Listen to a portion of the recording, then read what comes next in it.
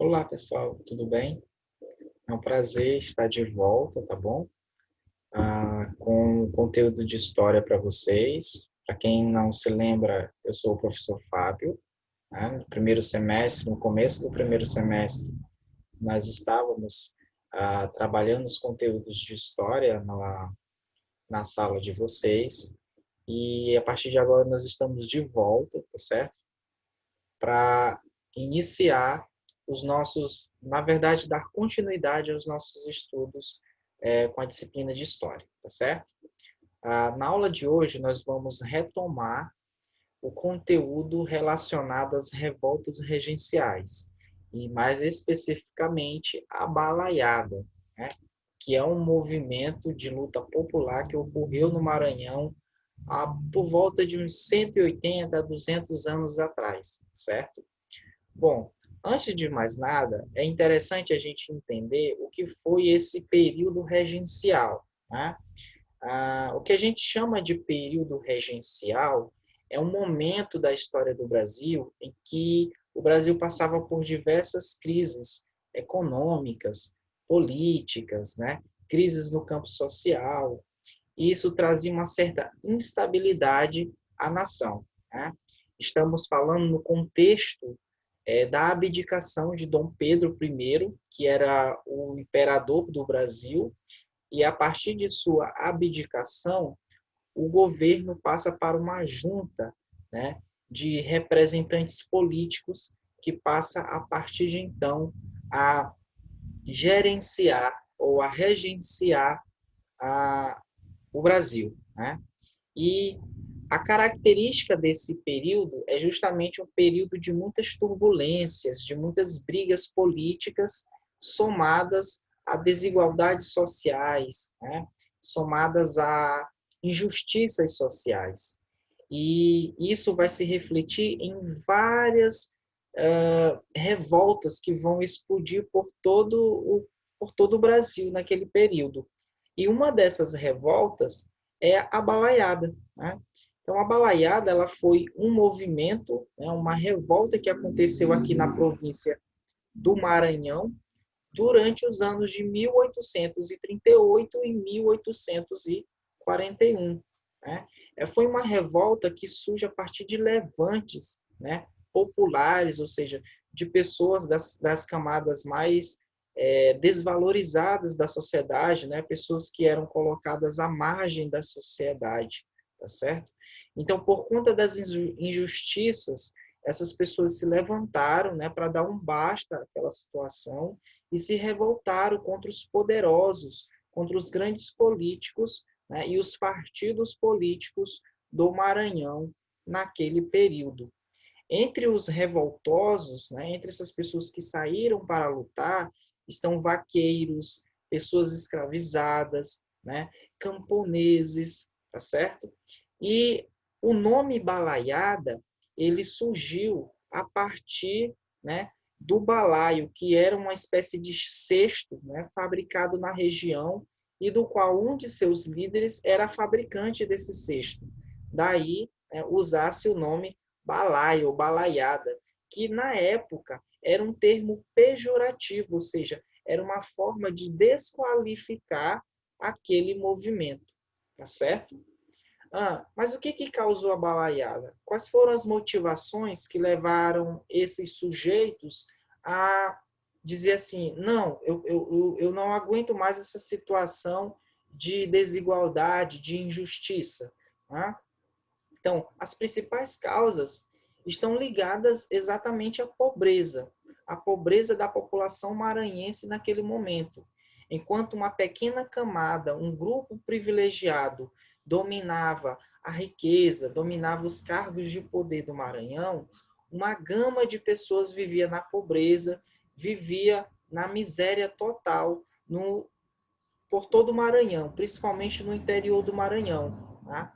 É essa pobreza, é essa desigualdade e são as injustiças daquele momento, né, principalmente com os desmandos políticos, que vão fazer com que essas pessoas se revoltem na região, tá certo? Então essa luta aí pela hegemonia política naquele momento entre as classes políticas, associadas à miséria da população é que vai ser os principais motivos que vai levar à inclusão da balaiada. Tá?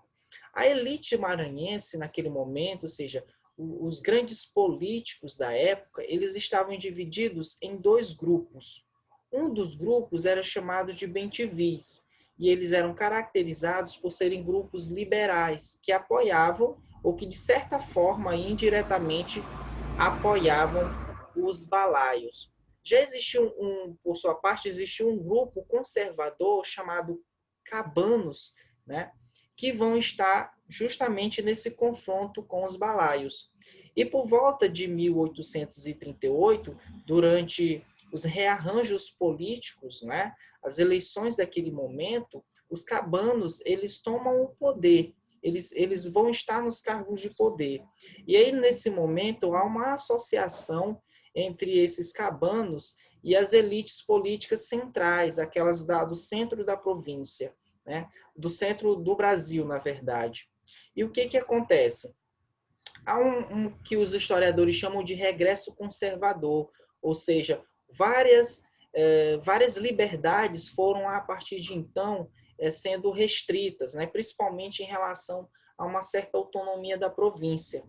E com isso, vai haver, principalmente no interior do Maranhão, um aumento dos recrutamentos militares, que era a forma, naquele momento, que o exército brasileiro tinha, né, de obrigar as pessoas a participarem do exército, principalmente para lutarem, por exemplo, na Guerra do Paraguai. Então, essas pessoas elas eram pegas, né, praticamente à força, para estar nesse exército. E geralmente eram pessoas humildes, né? Eram os mais simples da sociedade, aqueles que eram mais miseráveis. Então, esses que eram recrutados.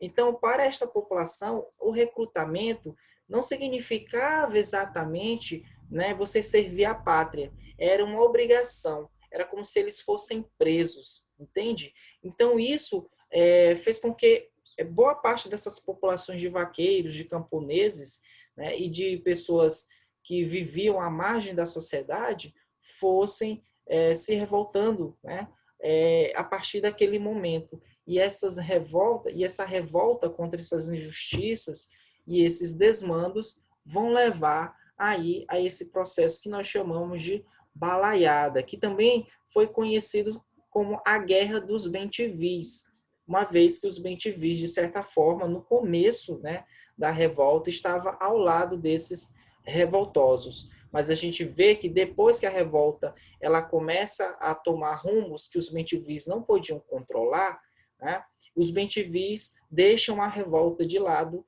e aí a gente vai ver que no final esses revoltosos serão reprimidos pelo exército brasileiro. Bom, já sabemos que a balaiada, né, ela foi, então, esse movimento por parte dessas camadas populares, né, de se revoltar contra as desigualdades e injustiças do período. Contudo, a gente precisa entender quem são as pessoas que vão liderar esse processo, certo? E um desses líderes, ou alguns desses líderes, nós podemos citar, por exemplo, o vaqueiro Raimundo Gomes, né? Ele entra nesse processo, uma vez que ele tinha relações, né, políticas locais naquele período, e ele entra nesse processo quando o irmão dele é preso, né? E ele fica na cadeia da Vila da Manga. E aí, nessa prisão, né, ele se revolta aí e junta-se com outros para tirar o seu irmão da cadeia. Nesse mesmo tempo, um artesão, fabricante de balaio, chamado Manuel dos Anjos, né, também vai ter suas filhas molestadas por pessoas ligadas ao exército daquele período, né, às forças armadas daquele período. Então, ele se revolta contra essa agressão, essa violência contra suas filhas que foram desonradas, né, naquele momento. Então eles furiosos, né, esses dois personagens aí furiosos com essas injustiças que ocorria naquele momento, se juntam a um bando armado e vão atacando diversas vilas, diversas fazendas no Maranhão. Tá? E aí, em seguida, esses líderes, já com esse grupo bastante grande de pessoas, né, de revoltosos, se agrupa um terceiro personagem, que é o Cosme Bento das Chagas, um quilombola, chefe militar, né, que consegue arregimentar cerca de 3.000 sujeitos quilombolas ou negros escravizados, né, que tinham fugido, e entre eles estavam alforriados, negros livres, né, também sujeitos livres que vão se juntar ao Cosme, né, ao Manuel dos Anjos e ao Raimundo Gomes nesse movimento conhecido como Balaiada. Em 1839, após um período de vitórias, né, por conta dessa investida dos balaios aí por todo o interior do Maranhão, eles capturam, por exemplo, a Vila de Caxias e também a Vila de Vargem Grande. E aí estabelece ali uma junta provisória, uma espécie de QG, né, onde eles se organizavam aí para dominar toda aquela região. É bom lembrar que, embora a balaiada ela seja conhecida como um movimento que ocorreu no Maranhão, se sabe que ela também chegou ao Piauí e Ceará, né? E essas tropas de revoltosos, né? Eles conseguiram, de certa forma, levar um medo, levar pânico às elites, principalmente os grandes fazendeiros do interior. E aí a situação estava tão insustentável para essas elites, eles estavam tão aterrorizados, que o governo do Maranhão, da província do Maranhão, não conseguia, né, ter nenhum tipo de ação efetiva contra os balaios. E estavam prestes a ver os balaios chegarem a São Luís. Então, se eles chegassem a São Luís, a coisa seria muito mais explosiva. Então, vendo aquela situação, né, chegando no limite que essas elites não conseguiam resolver, então foi chamado um experiente militar chamado Coronel Luiz de Alves e Lima e Silva, que mais tarde será conhecido como o Duque de Caxias. Ele assume o comando dessas tropas, né? E aí essas tropas de homens armados, no caso o exército, vão aí liderar uma ofensiva contra os balaios, né? Cerca de 8.000 homens armados, né, vão com as tropas de Luiz Alves de Lima e Silva, tá certo? Não sem esforço, o coronel derrota Raimundo Gomes, tá? O qual é cercado em uma certa situação de confronto e se rende e entrega-se lá na Vila de Caxias. E aí isso marca o início do fim de toda essa revolta. Em 1840, né, com essa tomada aí de Raimundo Gomes e a prisão de outros revoltosos, a balaiada ela tem uma baixa muito grande e ela começa a declinar, né? Por volta de 1841, Cosme Bento é outro que é capturado e enforcado, né? E aí sim acaba de vez esse processo, tá certo?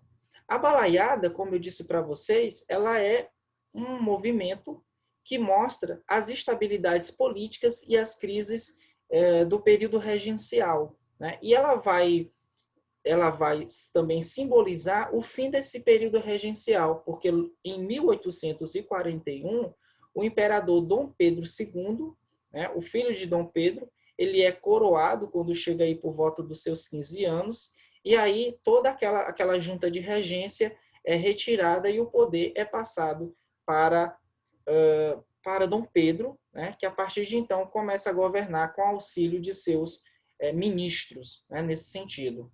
Mas como é que ficou conhecido a balaiada na historiografia a partir de então? Bom, no início do século XX, né, os balaios eles eram conhecidos como criminosos, como facínoras. E o Luiz Alves de Lima, o Duque de Caxias, ele foi visto como um herói, porque ele teria supostamente salvo a província do Maranhão, né, desses supostos criminosos, né? Então, por isso que a gente vê, por exemplo, imagens de Duque de Caxias nos livros, estátuas dele, né, em alguns pontos, como, por exemplo, próximo ao quartel do Exército aqui na cidade de São Luís, né, há uma estátua de Duque de Caxias montado no cavalo, e em compensação a gente não tem muitas imagens, né, dos balaios do Cosme, do Raimundo Gomes, do Francisco dos Anjos, porque eles foram vistos como criminosos. Atualmente, a historiografia tem trazido à tona, né, a realidade daquele período e mostrado que eles não são criminosos, que eles nunca foram criminosos, que eles estavam lutando por uma vida melhor, né, pelas injustiças daquele período. E hoje a gente se questiona, né, se o Duque de Caxias não teria sido aí uma espécie de criminoso, porque ele chegou, né, a matar cerca de, segundo algumas estimativas, né, ele acabou com milhares de revoltosos, né? Trucidou, massacrou milhares de revoltosos. Entre esses revoltosos estavam aí camponeses, né? Artesãos, pessoas que eram injustiçadas naquele momento. Bom, mas aí, né, como a historiografia busca valorizar esse processo e busca trazer à tona estas vozes, né, desses revoltosos que foram calados, então atualmente na cidade de Caxias existe um memorial da Balaiada, que é inteiramente dedicado à história dessa rebelião. Gente, a nossa aula de hoje é essa, tá certo? Espero que vocês tenham compreendido. Qualquer dúvida é só voltar o vídeo, tá bom? Vai ficar uma atividade para vocês. Olhem no mapa de estudos, tá certo? E até uma próxima vez. Até mais, pessoal!